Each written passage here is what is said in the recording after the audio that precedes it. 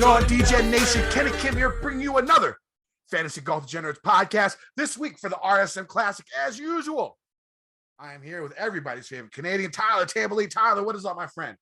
What is going on, Kenny? The final episode of the swing season. We talked about it last week. We made it. We got through it last week. Another great week. We'll get into it in a second. Before we get into it, I want to remind everyone very quickly, this show is brought to you and presented by prizepicks.com. Head on over to prizepicks.com. Use promo code MMN. Get yourself a 100% deposit bonus up to your first $100.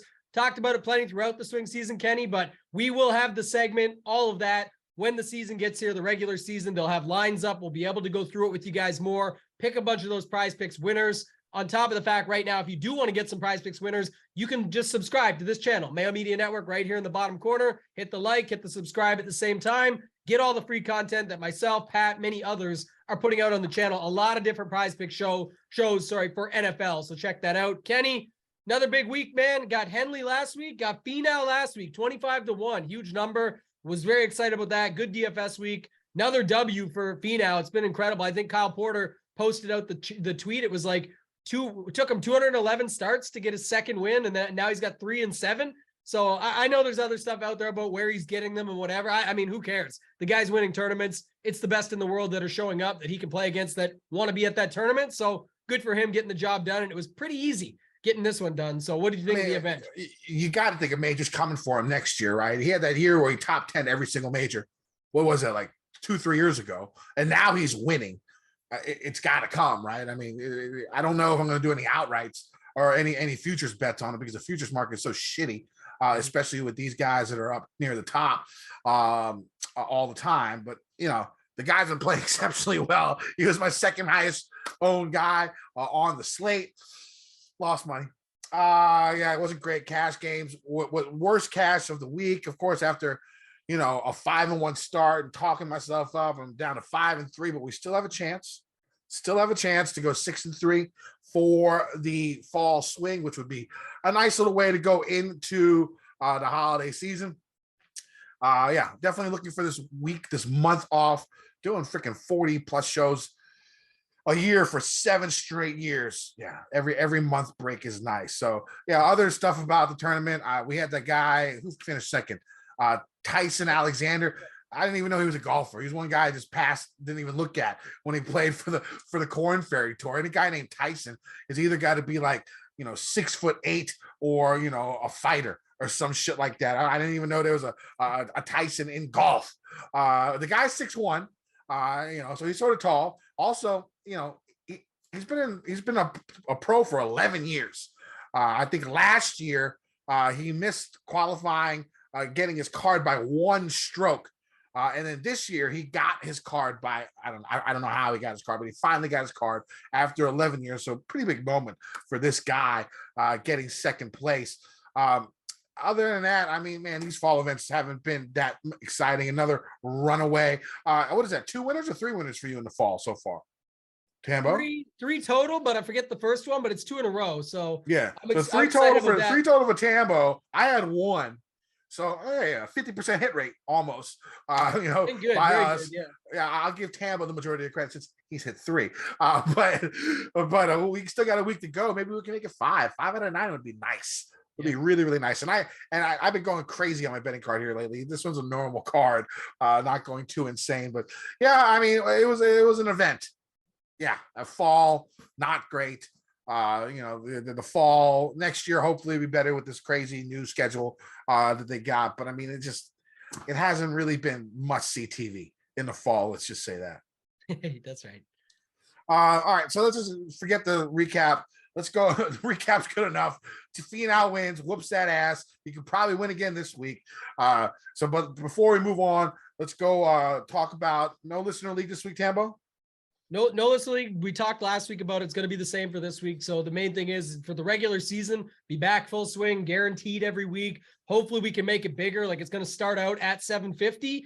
Get to 1,000 probably pretty quickly. And then from there, it depends on how quickly it fills, what we'll get it up to for the majors and all of that. But it's a solid one. Looking to try and angle him. I'm trying to angle him a little bit more for that rake free, but we'll see. Either way, the fact that they put it on last season for certain events where there was hundreds that didn't fill it or get into it sort of balances out the rake even more when it was already a around 10% rake tournament throughout the season. All those weeks that they still ran it at the full cap when we didn't fill it up for the full money, it does even it out across the board. So always one of the tournaments that you'll want to join.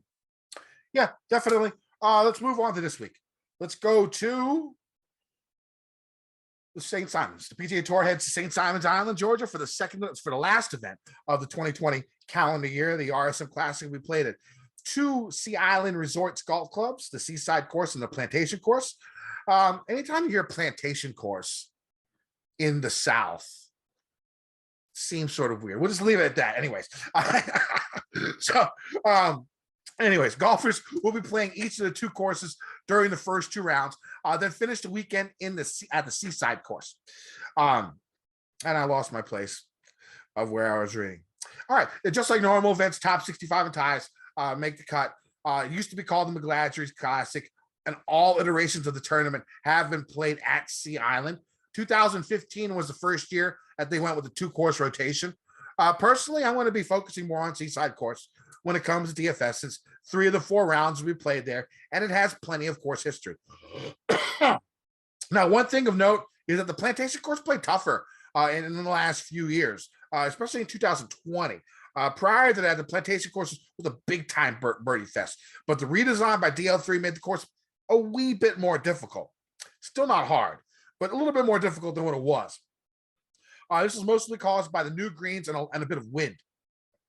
The greens were extremely firm in 2020, and DL3 added a bunch more slope.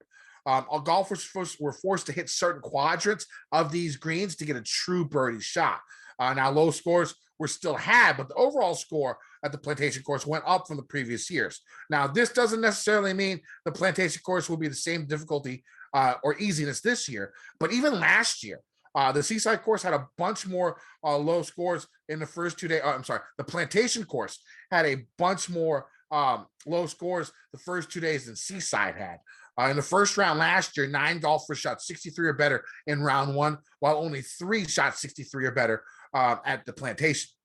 Now, overall, the two courses in 2021 played almost the same difficulty-wise. I think one was like 31st and one was 33rd. So now maybe the grass has grown in on the greens at Plantation, and they have become softer.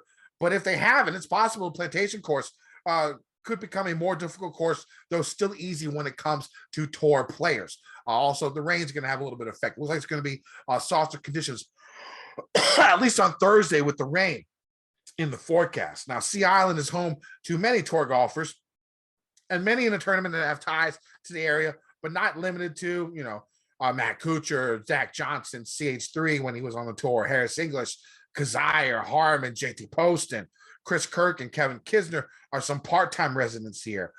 Prior to 2017, the Sea Island Mafia hadn't performed too well on their home course, but in the last 5 years or so, we've seen a bunch of good play from them. ZJ, Kirk, Kisner, and Harmon have combined for 8 top 8 finishes the last 5 years. JT Poston finished 14th a couple of years ago. English had a good finish a couple of years ago. Kazire had a good finish last year, and CH3, while he was, still on the tour, won in 2018. Also, a lot of golfers who played college golf in the SEC have experience here, as the SEC championship is usually played on this course. And I wouldn't get too caught up in the home field advantage, but it's something to think about. It's out there. Now, weather also could play a huge factor. Seaside course is a link-style course where the wind can play havoc for golfers. As of now, it looks like 20-plus mile-per-hour winds are in the forecast all day Thursday, with rain added to the mix. This could be important in first-round showdown contests, first-round leader bets, and wave stacking. If the winds are high any of the first 2 days, I would probably look at golfers playing the Plantation course, as that course is a bit more shielded to the wind. The winning score, usually in the high teens and low 20s under par, with 70% of fairways being hit and 75% of greens being hit here over the years. This event usually comes down to who puts best on these TIFF Bermuda greens. If you're looking for correlated courses, Harbor Town, Waialae, a couple of them that are pretty close, Sony even, those short coastal tracks, tournament champions. That one might be just a little bit different because of the elevation changes. But, any short coastal track, will be a good correlation here. And the two, Harbor Town and Waialae, I think are the best. 6 of the 12 winners at Sea Island have had a top 5 or better on one of those two courses prior to their win here. Now, the Seaside course. It's a 7,005 yard par 70, 4 par 3s, and 2 par 5s. In dry conditions, both par 5s should be reachable by a lot of golfers in the field as long as the wind isn't in their faces. The course is a traditional link style course with the ocean breeze playing a big factor. Off the tee, golfers see average size fairways that actually get more narrow as golfers get closer to the hole. This leads to a lot of golfers using less than driver off the tee. Nearly 70% of all fairways have been hit here over the years, so the numbers back up the fact that this is a less than driver course. The rough around the fairway is fairly tall and thick, but the course is so short, it shouldn't present too many issues as long as golfers have a short iron in their hands. If golfers miss the fairway, they're going to have to deal with bunkers, marshlands, seaside vegetation, sandy native areas, and plenty of water. The fairways themselves are rolling and hilly and should play firm. On approach shots, golfers will see large overseeded Bermuda grass greens with a Stickmeter rating of around 11.5. Most of the greens are elevated and have a good amount of slope and undulation. Greenside bunkers guard the putting surface, and the rough looks a bit thicker than it does around the fairways. Now, the Plantation course, 7,058 yard par 72, 4 par 3s, 4 par 5s. All the par 5s are reachable, with none being longer than 560 yards. The course went through a bit of a redesign a few years ago. Like I said, bunkers being removed and grass on the greens being replaced. As noted earlier, this, along with the wind, made the course play much tougher than we've seen in the past a couple of years ago. Past 2 years, I'd say. Other than that, off the tee, golfers will see wide tree-lined fairways with similar rough dimensions as Seaside. There are a lot more bunkers compared to Seaside, and water is going to be a factor just like on its sister course. The large trees should shield the course a bit from the wind, unlike Seaside. The fairways are relatively flat, but they should have a good amount of roll on them if conditions are dry. On approach shots, golfers will see much smaller greens compared to the Seaside course, with a lot more bunkering guarding the greens. It's possible, with this new grass, that the greens will continue to play firm, something we have to check out as we hear interviews and watch Golf Channel as the week goes on. Tambo.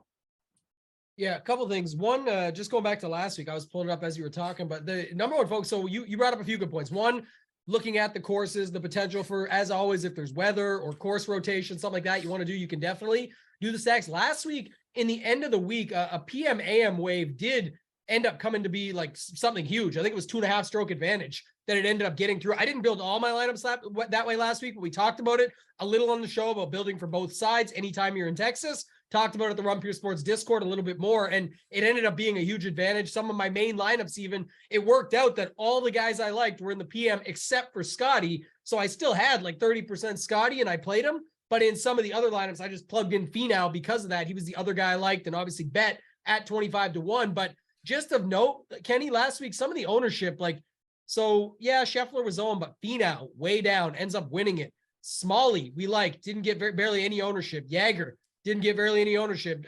Damon got some. Woodland, Bramlett, Mitchell, those guys were all solid plays. Didn't get much ownership. Wyndham Clark, all there. So I will say this, it's been a great swing season from a DFS perspective because everyone's just playing the same guys like always and focusing on the other sports. So I'm definitely going to continue to look at that again. I was just pulling up the chart to look at it, and that was some of the names that stood out. I think we'll see that here again this week. The other interesting point, Kenny, aside from the stats and everything, you brought up all the good stuff there. We have good course history. We have good stats to go off of, all that. But there is a lot of this, like the top is so heavy with Finau again, but it's a back-to-back. Can he go back-to-back? I don't know. He's won 3 and 7. We'll talk in a second about that. But after that, it's a huge drop-off, right? Like Power, Harmon, Hoagie, Montgomery, who, by the way, lost it last week. He ends up still making the cut, but we talked him up, and that was the title of the pod.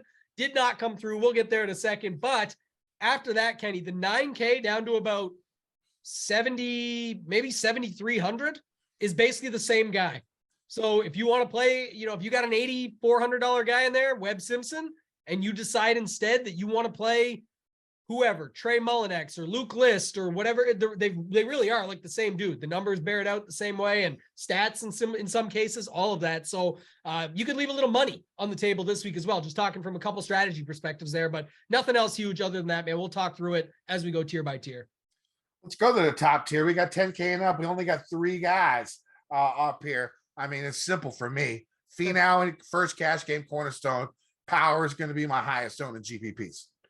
That's the way it's going to go. Finau can win again. I got no problem. He's the class of the field.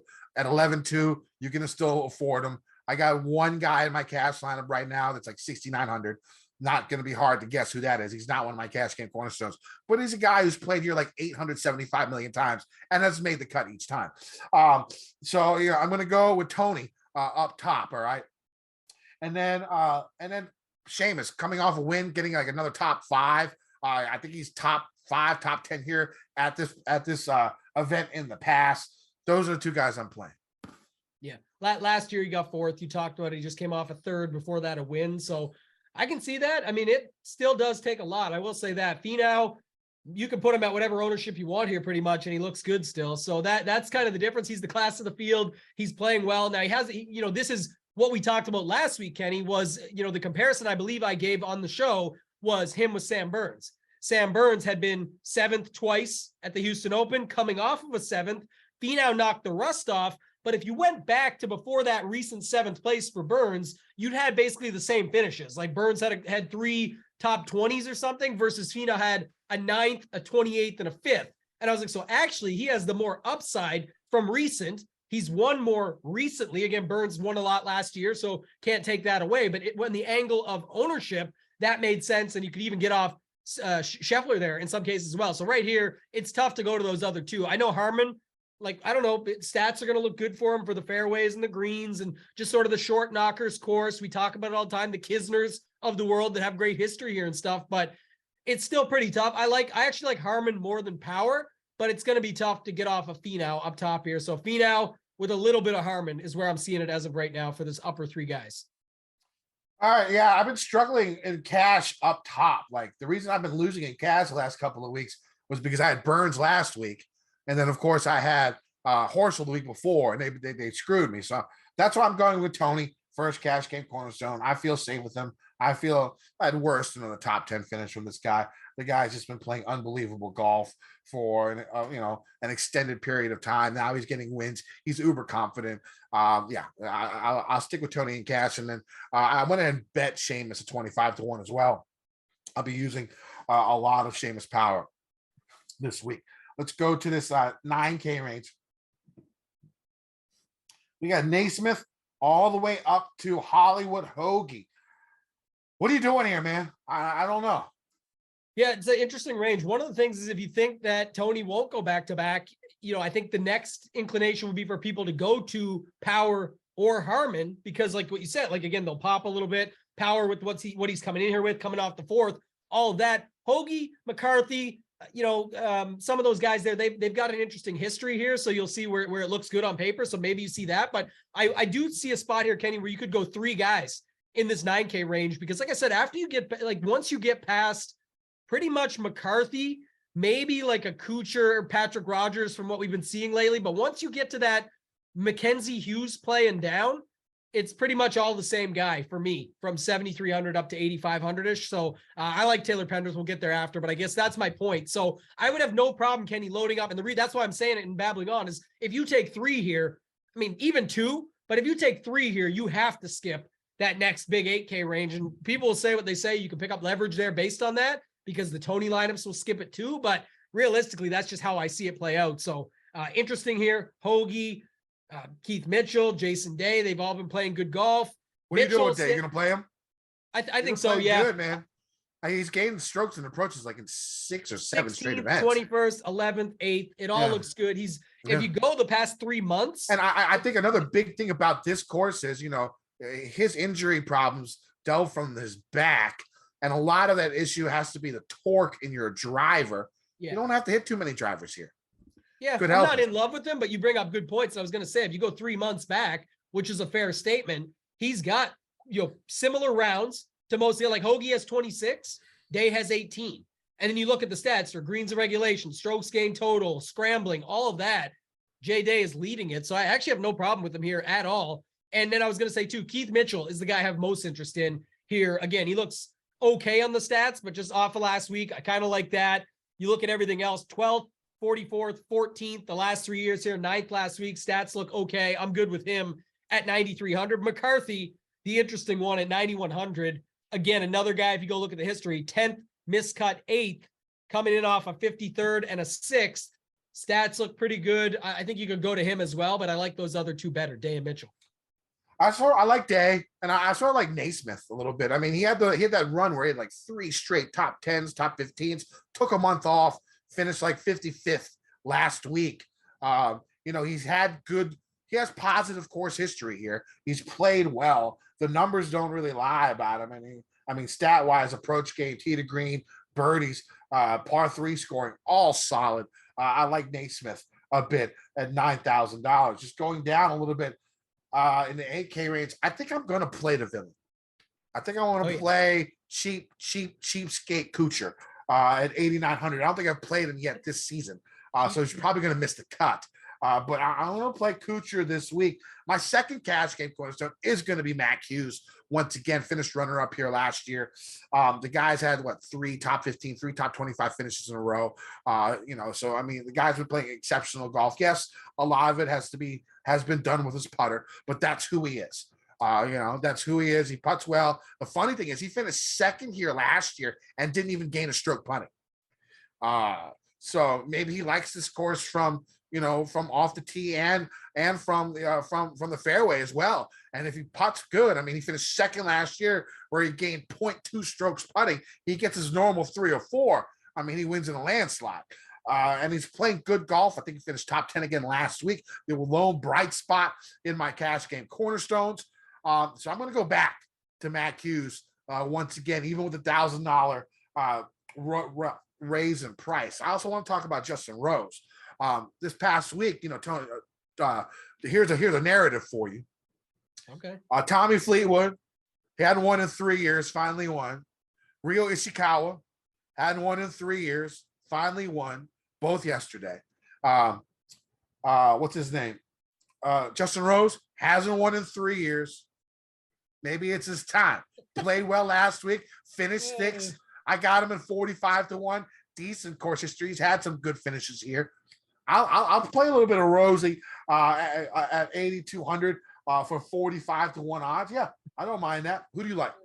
What's so funny is I bet him. I got him at 60, a good number. Oh, nice. Yeah. But I just don't have that narrative really related to it. So that was a good one. These two randoms haven't won for 3 years. So maybe this third random. I wonder what the bucket is on that. Like how many guys fall into that bucket where you could put the same narrative. I have probably a shit ton.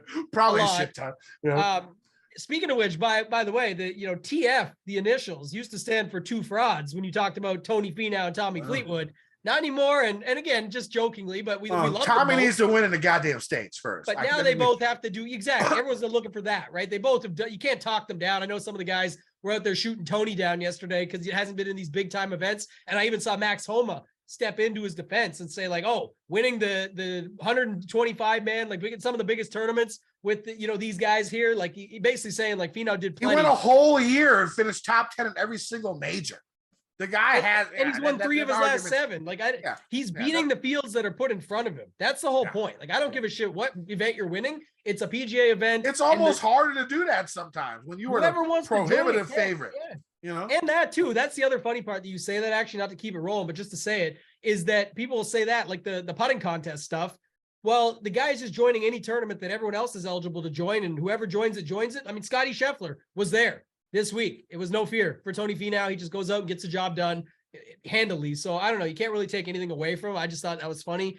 Going into this 8K range, I'm with you on Kuchar. Rogers, fine, looked really good lately. Pendrith, I'll give him a pass. We're still trying to get the baby swag from Pendrith. Just had a new baby. So hopefully it can be this week. Maybe others will be off because he definitely hurt me on Sunday quite a bit. I had a couple opportunities there where him and Steele withdrew, probably for the best. He was playing worse by the hole. But either way, that type of stuff happens, is what it is. Pendrith, though, I'll give a chance to bounce back. And then not as much at the bottom. Davis Riley, again, continues to be popular. It's okay. I bet him because I'm not missing on the last fall event of the year, but this is getting into territory where I might need to just cut it off. It's almost reminiscent of me making fun of people continuing to bet Will Zalatoris. I'm continuing to bet Davis Riley, and it's been a problem. So still at 50, I don't mind. I'm still getting him at 50-1 in a weak field, but we'll have to keep an eye on that, Kenny, because it has not been good. It's not coming through. So I don't know your thoughts on him if you want to add to it, but at Rose, I'm with you. I don't love this 8K range. So these are guys I would consider and like. I'm not sure how many I'll actually end up getting into the pool based on my roster construction. Go ahead in the 7K range, Tama. Do you like Riley? I don't know, man. He's not marked so far. I've marked like about 30 guys that I'm looking at right now. Oh, you know what? I marked him. So maybe I'll take a peek at him. He's there. Yeah, I don't know, though.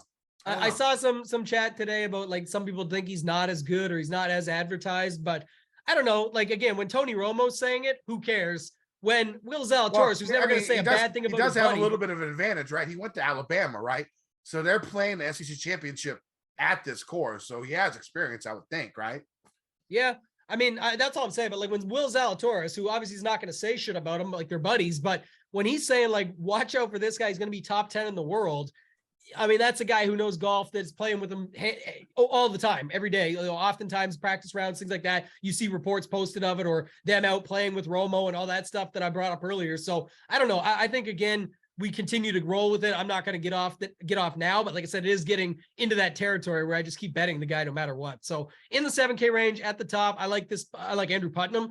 He looks really good across the stats. He's had some of the most rounds of anybody in the last 3 months in this field, and it's solid numbers across the board. Great scrambler, can find his way around, putter, all that's there. So he looks pretty good to me in this range. You go down to JJ Spawn, looks really good. I'll save that for you, right? Spoiler alert, but Smalley, these guys all stand out. Rye showed a little something.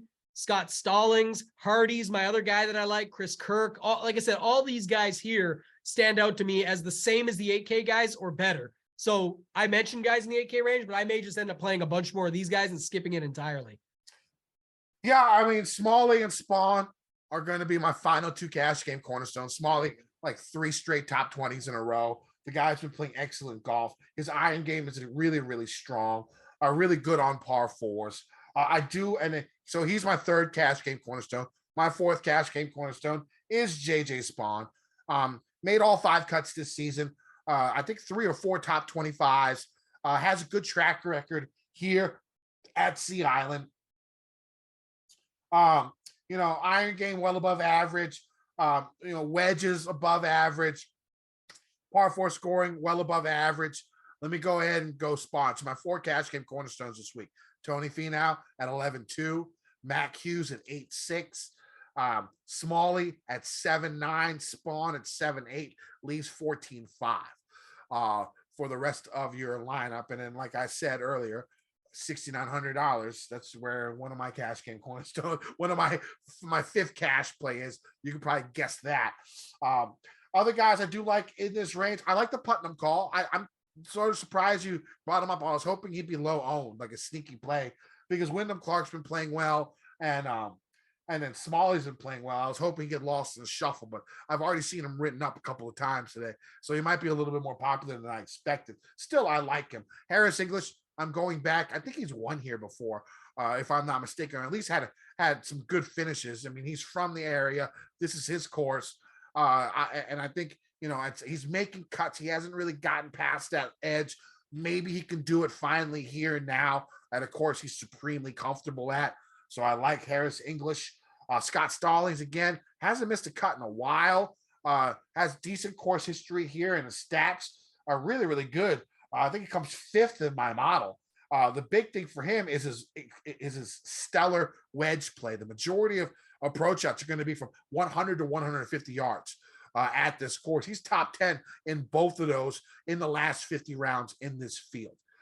So I like Stallings as well. If we go down a little bit more to the bottom half of this range, JT Poston hasn't been playing very well, but you've seen him play this course. It's his home course. I'd probably go back to him a little bit. I really like Taylor Moore.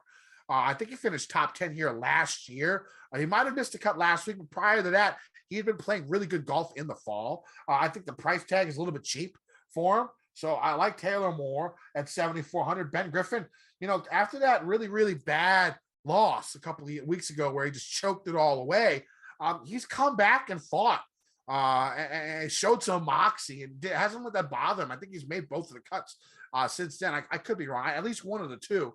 And he had a decent finish in one of them. So I like his mental fortitude after what happened, because for a guy like him who hasn't been on tour, I don't think he's a younger guy. I think he's been a journeyman type guy. And for him to get that close and have it snatched away can really, really affect your mental, when it comes to golf. But it looks like he played his way through and he looks like it hasn't bothered him, which is pretty strong for him. So I like Ben Griffin. Just going down, Luke List is another guy it's funny. I mean, this course takes away his biggest weapon, but damn it, he plays well here. You wouldn't think of Luke List as playing these short coastal tracks as being his thing, but this course right here, he feels right at home on it. I don't know why, but yeah, I'll go with him. Goddard down here, who played pretty well last week at the qualifying event. I think it was at the Corn Ferry Tour champion. I think he played something or something. Yeah. Yeah. He played something recently, played really well. I'll go back to him. Who do you like in the bottom 7K?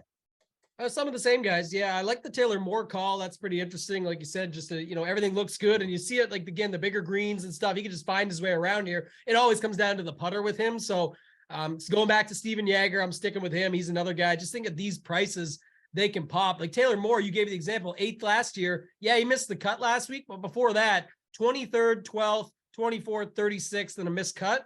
That to me is like what you want at these price tags. So I got at no that problem. Price tag. Yeah. Yeah. Ben Griffin, you mentioned it back in like 2016 or 18, he missed a cut here, but 16th and 59 since the 3rd, 16th last week included, like you said, just bounced right back. Luke List, I always like. Svensson reminds me of Taylor Moore. You're going to get the fairways, greens. Does he make the putts? You can take a shot at 7,200. Molinari, we've been playing this guy a little bit lately. I don't know, 47th, 68th. It's like a cheaper Harris English. I will say, go ahead. I did forget like my favorite play in this lower 7K Oh yeah, range. go ahead. What do you got? It's going to be Sam Ryder. Now, when you look at it, only 6 players rank in the top 40 in both. This is from PGA Touts article. John, I forget his last name. Hausbauer. So I don't remember how to say it, but love his stuff. Yeah, of course. Yeah, his work is great. And this is from his article today on thelines.com. 6 players ranked top 40 in strokes gained approach and weighted putting this year. Finau, Hoagie, Sam Ryder, Hadley, Adam Long, and Mark Hubbard so far in the fall. Those are the only 6 guys that are top 40 in strokes gained approach and weighted putting. Sam Ryder, he had a really strong finish. He was up there in the last couple of weeks, but I know he had like a couple of bad rounds. I forget where he ended up. But eliminate those 1 poor rounds per event, and he's in the top of the leaderboard. I really like Sam Ryder this week. He will be highly owned by me. Anybody else in the 7K range? I just want to do this while we're here before I forget, but Sam Ryder, first round leader, is always a thing. And I wouldn't think about it if not for that reminder. So what is it? What's his number? It's got to be like 60, 50. No, it'll be more than that. It's not up yet for some reason. No option, but I wrote it down. So anyway. And Brendan Steele was 75 to 1. He was around the same price last week. And I bet on DK, I think it was $7,100.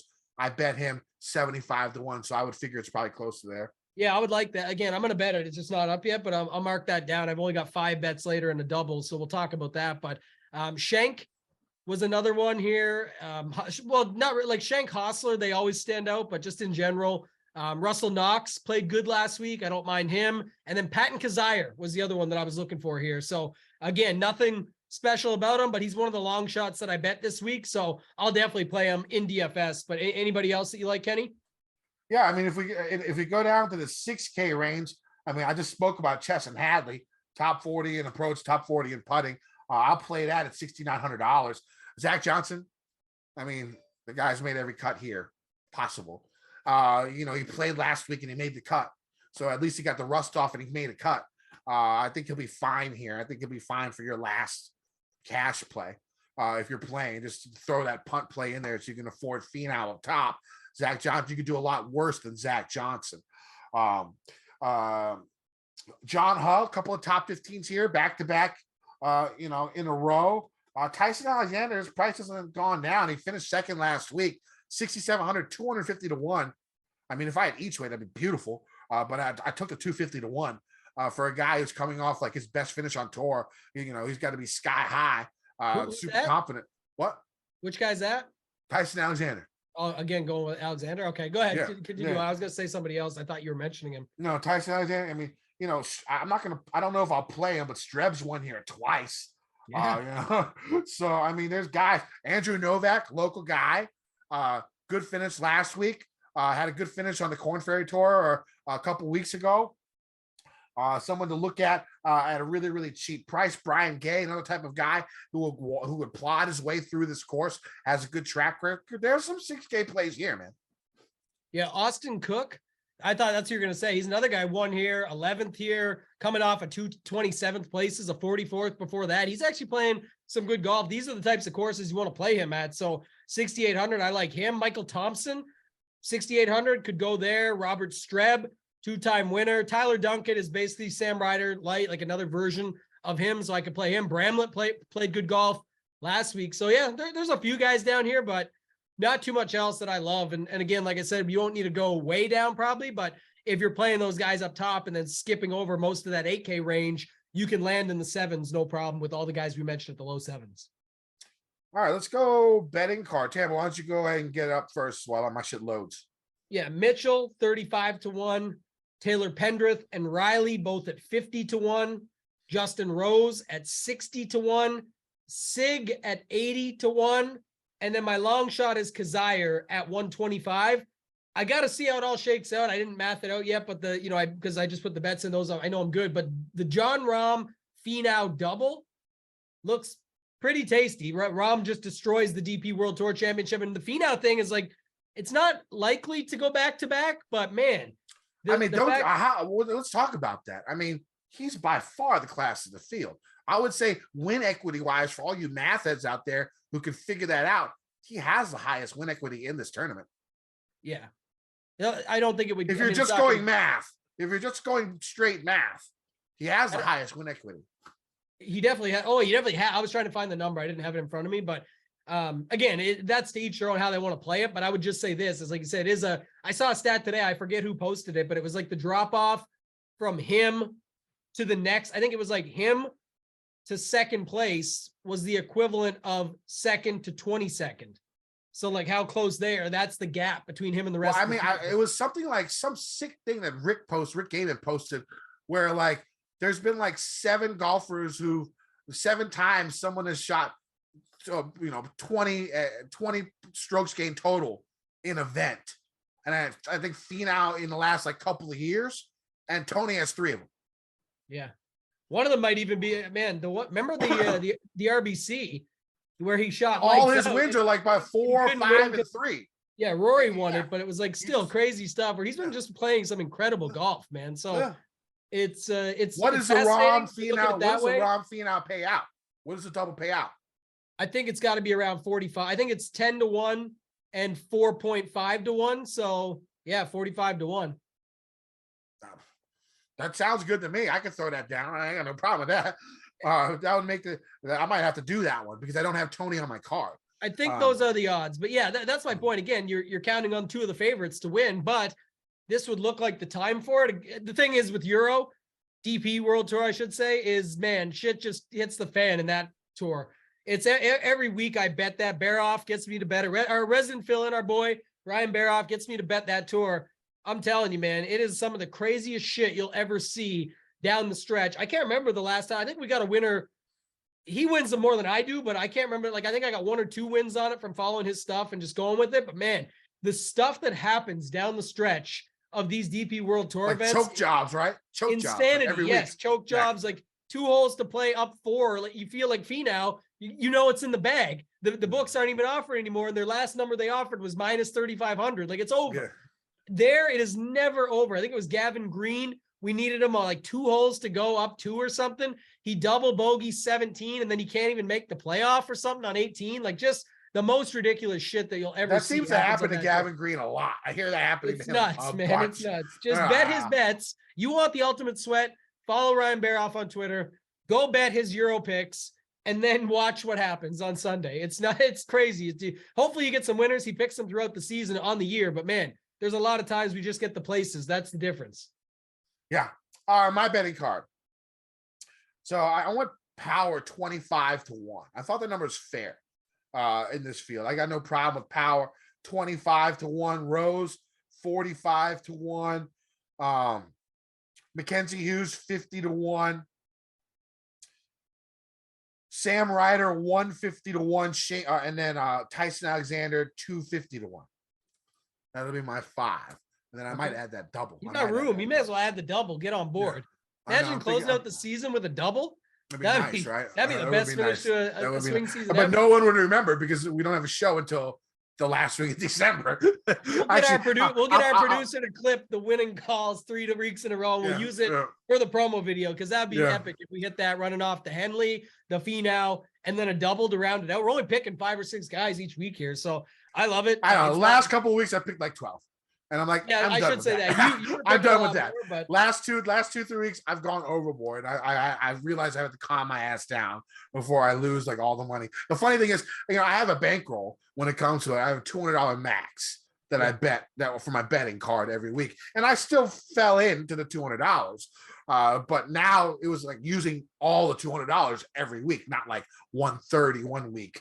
120 one week and stuff like that. I was just maxing it out every time. And I'm not going to do that. I'm not going to do that no more until I feel like it because it could happen. That's the swing season, man. That's the swing season. Let them know where they can find you. You can find me on Twitter, KendoVT at KendoVT. Find my article on gupscorner.com. Use promo code Kenny. Save yourself 30% on a membership to Gups Corner. They got tools, they got articles, they got the chat, they got the whole shit down. Go check out Gups Corner. And you can find me on Twitter at Totag and Tambo. Add me there. I'm still going to be rolling out all the NFL stuff. This is just now get a little break from golf. A couple extra hours a week is good, but we'll miss it. We'll be back in the regular season. Going to find all my NFL stuff there. And then, of course, runpuresports.com. If you want to sign up, you'll see stuff on Twitter, on my account as well. But you can sign up there using promo code RPSHeater25. All sports, one price. NFL, NBA, World Cup, soccer next week. There's going to be a bunch of stuff going on with big tournaments over on DraftKings as well to go with them. So check me out there. We'll see you guys in the regular season. Yeah, we'll have a preview show for the upcoming 2023 season, probably the last week of December. But we get a month off. Thank fucking God. Let's win some motherfucking money, Degen Nation. I've been getting dirty money, Jordan Belfort. Stacking penny stocks while I'm flipping these birds. Sipping on Ciroc, trip 'em up with the words.